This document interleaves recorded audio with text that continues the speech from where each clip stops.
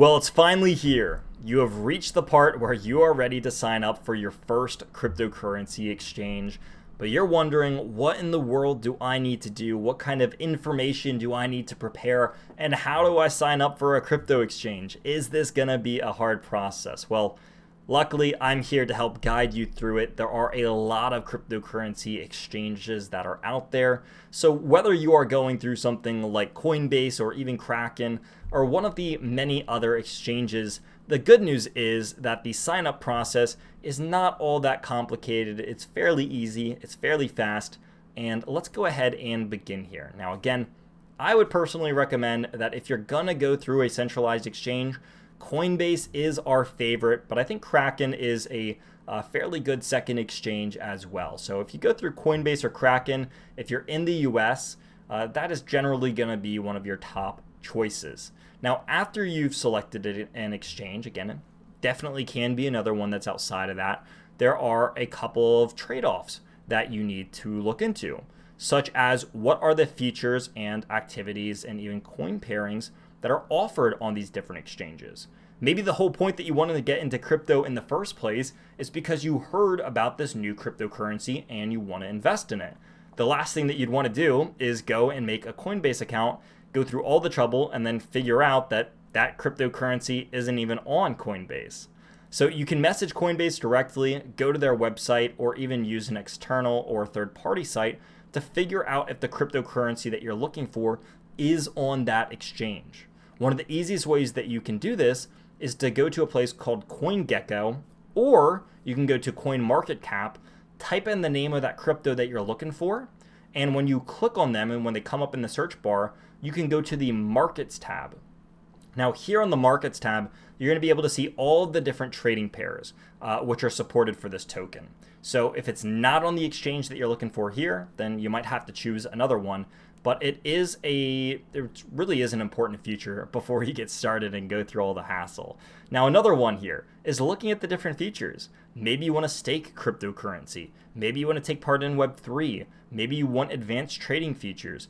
Different crypto exchanges have different offerings and different benefits. Some offer more advanced trading pairs. Others offer a more larger variety of tokens. So you need to look at the crypto exchange that you are trying to get set up on and then make sure that it has exactly what you want. Again, there are trade-offs and benefits. You look at something like Coinbase, you might have less cryptocurrencies and less altcoins available, but you're going to have increased security. You might have higher fees on something like Coinbase, but you're going to get that at more advanced security measures. You go to something like KuCoin, for example, or Bittrex, or a lot of the other exchanges out there. You might get more altcoins than you would get on Coinbase. You might get lower fees. You might get more advanced trading features, but maybe you do get a little bit less security. So again, there are trade-offs to each and every one of these, and you just need to look at all of them beforehand and say, which one has exactly what I want? And more often than not, again, people like to go with either Kraken or Coinbase, but just make sure you know what you're signing up for before you go through the sign-up process. The sign-up process itself here is actually very simple. Almost on all of these sites, you're going to have a big button in the top right or left or in the center of your screen that says come and sign up here. You click the sign up button and you're going to get started into the KYC process. Now, if you see this and it's going to say, hey, you need to KYC yourself and you have no idea what it means, let me just briefly explain it here. So this stands for Know Your Customer.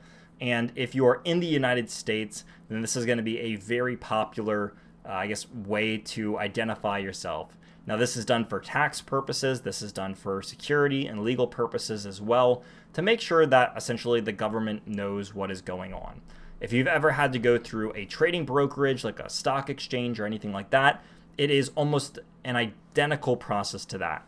The government, again, they just want to make sure that people aren't doing illegal activity and that if you are trading large amounts of money, that you're going to be taxed on it. So as a general rule of thumb, here are a couple of the documents that you are going to need before getting started. This is going to be things like 2 different forms of identification.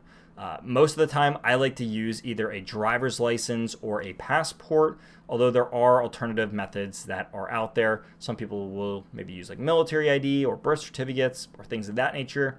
I've always found it easiest to just use my passport and my driver's license. You're also going to need your full and legal name, date of birth, email address, phone number, and maybe even copies of your rent or your income or things of that nature as well. Again, depending on where you're signing up for, this stuff can vary just a little bit. You will also need your social security number. Now, I say this because, and I want to end all this off by saying that this needs to be done securely.